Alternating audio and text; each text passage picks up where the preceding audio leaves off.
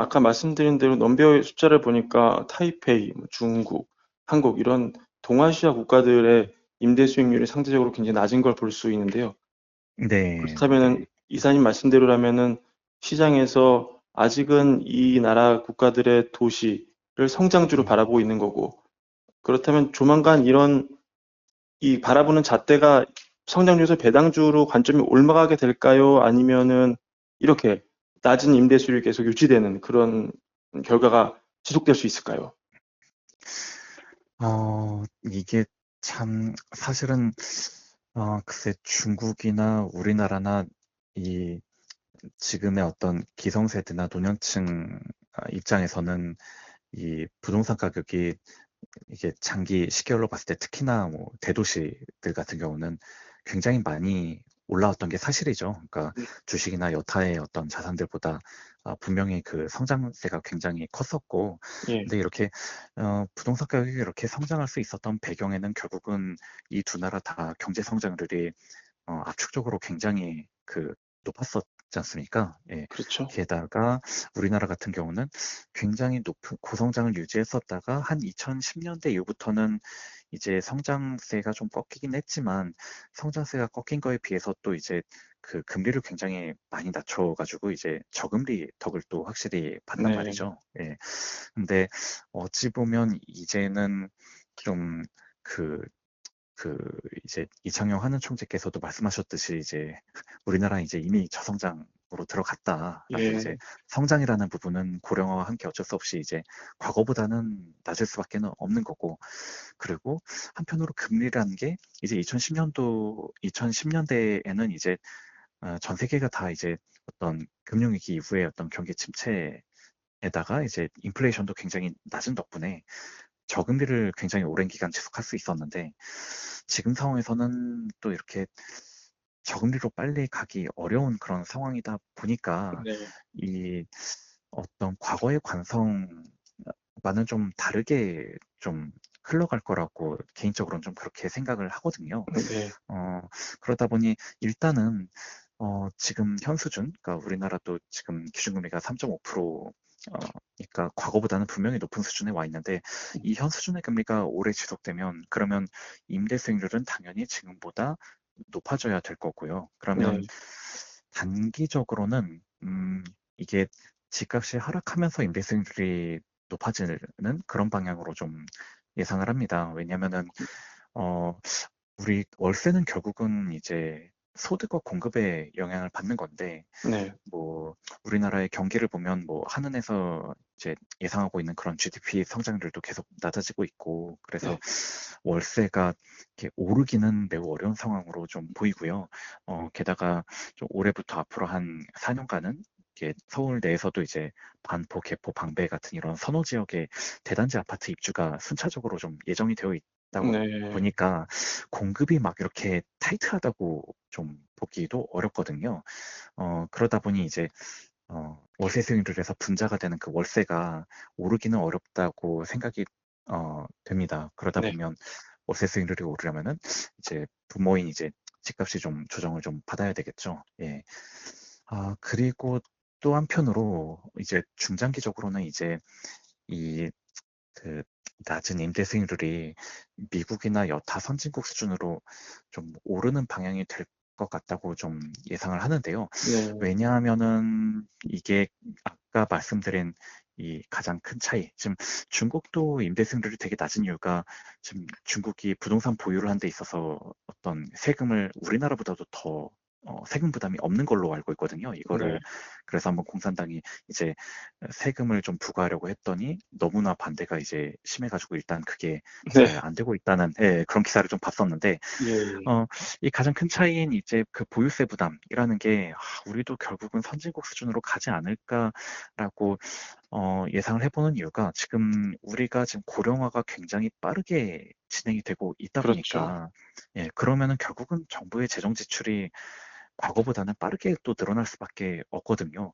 네, 그러면 세금을 분명히 더 많이 걷어야 하는 거고요. 그러니까 근데 지금 우리나라는 지금 OECD 국가들과 비교를 해봐도 GDP 대비 세수가 GDP 대비 세수 비율이 여전히 좀 낮은 편이기는 음, 하거든요. 그러다 보니 이제 하는 총재께서도 이거를 지적한 거죠. 이제 어떤 사회 구조 개혁이라는 게 보면 결국 세금을 올려야 한다.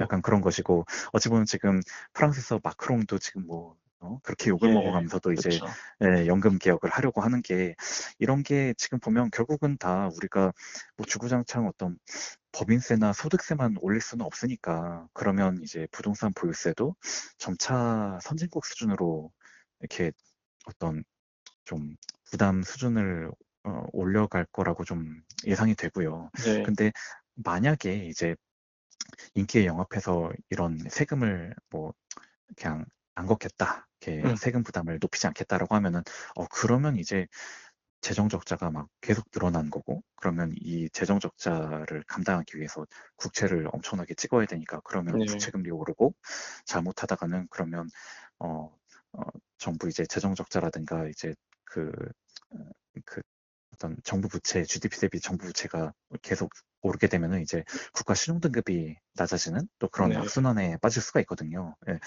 어, 그렇게 되면은 결과적으로는 그 어떤 여파가 당연히 부동산 시장에도 어, 이제 악영향을 미치게 되겠죠. 예. 네, 지금 안 그래도 지금도 사실은 지금 인플레이션이랑 부동산 경착륙을 막기 위해서 뭐 유류세라든가 이제 종부세 같은 각종 세금을 한시적으로 지금 낮추다 보니까 그렇죠. 이제 그러다 보니까 재정에 지금 압박이 있는 상황인데 음, 뭐 물론 유류세 인하 같은 거는 이제 유가가 안정되면 이제 종료되겠지만 고령화 때문에 이제 연금이나 복지 관련 지출이 늘어난 거는 이제 피할 수가 없는 네, 미래인 거죠. 그러니까 뭐 앞으로는 뭐 부동산이 과열될 때만 뭐 세금을 높이고 뭐 어려워지면 다시 세금을 낮추고 막 이렇게 탄력적으로 가는 게 아니라 뭔가 그냥 선진국들처럼 평상시에도 어떤 보유 부담을 높여가는 뭐 그런 미래가 좀 예상이 되다 보니까 좀 중장기적으로는 우리도 이제 이런 저런 굉장히 지금 선진국 대비 낮은 임대 수익률은 좀 지속 가능하지 않은 게 아닌가. 뭐 개인적으로는 좀 그렇게 네, 생각을 합니다. 예. 네. 항상 우리 이사님이 부동산은 우리 채권과 비교해서 설명을 많이 하시잖아요. 네. 그런 데서 인사이트를 얻으셔서 이렇게 중장기 포캐스팅을 하시고 계신데 어떻습니까? 단기적으로 집값이 많이 빠졌다가 서울 집값이 조금 오르는 그런 신호는 잡히는데요. 이런 걸 보고는 네. 주변 사람들이 이건 어떻게 된 거냐고 물어볼 때 주로 어떻게 답을 하시나요, 지금? 지금 정말 약간 특히 서울 같은 경우 이제 부동산 가격 움직이는 걸 보면은 야, 이게 뭐 거의 채권 시장인 네. 것처럼 뭐 금리가 막 이렇게 오르면은 수요가 굉장히 위축됐다가 금리가 막 시장 금리가 막 내리면은 지금 저는 최근에 반등도 이렇게 시장 금리가 작년 가을보다는 많이 내려간 그 격을 네. 보고 있다고 좀 생각이 들거든요. 근데 두 가지가 좀 같이 작용했죠. 그러니까 지금 시장 금리 자체도 작년 가을보다 대략 한 1%포인트 정도 낮아졌으니까 뭐 예. 적지 않이 낮아진 거죠. 이렇게 낮아진 그렇죠. 와중에 또 정부도 또 이제 부동산 경착륙 이제 어, 그걸 막기 위해서 이제 시중은행들에게 이렇게 가상금리를 낮춰라 하는 식으로 음, 이제 시장금리도 낮아지는데 정책적으로도 더 또 금리를 좀 더 낮추는 그런 효과가 있었고 또 이제 특례보금자리론처럼 거의 뭐 40조 규모를 이제 뭐 DSR 그러니까 소득 같은 거 불문하고 굉장히 낮은 금리에 이렇게 대출을 할 수 있도록 그러니까 어찌 보면은 시장 금리도 낮아졌지만 인위적으로 거기서 더 금리를 낮춘 그런 효과가 지금 작동을 하고 네. 있다고 생각이 되고요. 근데 뭐 사실 우리가 지금 이런 자유시장 경제를 산 데 있어서 좀 경착륙을 막기 위해서 인위적으로 좀 금리를 억누른 부분은 결국은 좀 다시 좀 튈 수밖에 없는 부분이 있고 네. 거기다가 지금 올 봄에 비해서 지금 시장 금리가 미국이 오르니까 우리나라도 또 좀 같이 이렇게 오르고 있는 그런 상황이거든요. 그러니까 예. 대략 보면 대표적인 시장 금리인 이제 국채 3년물 같은 경우가 어, 어, 올 봄 같은 경우는 한 대략 한 3.2%까지도 내려갔었다가, 그러니까 네. 기준금리가 3.5%인데 국채금리가 3.2를 갔다는 거는 이제 곧 있으면은 기준금리 내리겠지라는 음, 그런 기대를 반영을 했던 건데 지금은 어느새 이제 한 거의 3.8% 가까이로 이게 올라 버렸거든요. 네. 그게 결국은 좀 지금 미국의 상황을 더 잘 아시니까 미국이 예상보다 금리를 빨리 내리기는커녕 오히려 좀 금리를 좀 더 올릴 것으로 지금 상황이 좀 바뀌다 보니까 네. 우리도 어쩌면은 어쩌면은 하는 또 어쩔 수 없이 한 번 더 올려야 될 수도 있겠고 아, 뭐 아니면은 뭐 최대한 그냥 유지 정도지 당분간 빠르게 금리를 인하하지는 못하겠구나라는 식으로 음, 지금 이게 시장의 뷰가 변하면서 시장의 금리도 좀 다시 약간 좀 반등을 하는 상황이라 어, 이렇게 시장 금리에 대해서 약간씩 후행하면서 지금 주택 수요가 움직이고 있다 보니 이렇게 연초보다는 약간 좀 수요가 좀 약해지지 않을까 좀 그렇게 예상을 하고는 있습니다. 예.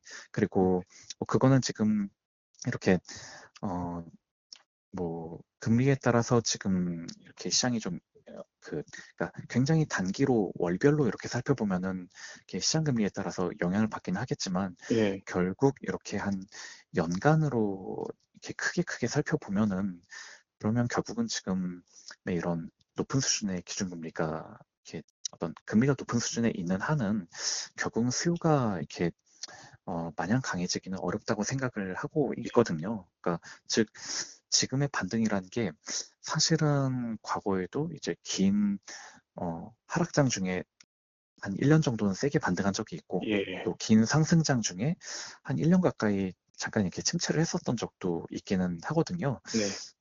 그러니까 이 상황이 뭐 저는 이게 계량적으로 이렇게 설명이 된 거는 아니지만 주식이든 암호화폐든 이게 한번 그 긴 하락 그러니까 결과적으로는 굉장히 긴 하락 중에서도 이렇게 한 1년 정도 초반에 이렇게 하락을 하면은 그 네. 다음에는 좀 의미 있는 반등이 한번 찾아오는데 네. 그 이유가 이 그 자산을 사실 높은 가격일 때 이렇게 잘 팔았던 그런 그 그런 행운을 누린 분들이 네. 또 있을 거잖아요. 이제 그럼요. 상승장에서 한마디로 되게 잘 버셨던 분들. 네. 그분들이 이제 유동성을 갖고 있는 분들이고 그분들이 보기에는 이제 그분들은 이제 그 자산에서 벌었기 때문에 계속해서 그 애정을 가지고 그 자산 가격을 그렇죠. 계속 주시를 하실 텐데 네. 1년 이렇게 쓱 관찰해 보니까 야, 내가 팔았던 가격보다 좀 많이 빠졌네 하면서 음, 이거 이제는 사야겠다라고 들어가는 약간 또 그런 수요가 이제 초반에는 이렇게 그 하락장 초반에 또 그런 수요 덕분에 이렇게 딱 이렇게 반등이 이렇게 오기도 하거든요. 근데 이제 모든 자산 시장에 해당되는 스토리군요.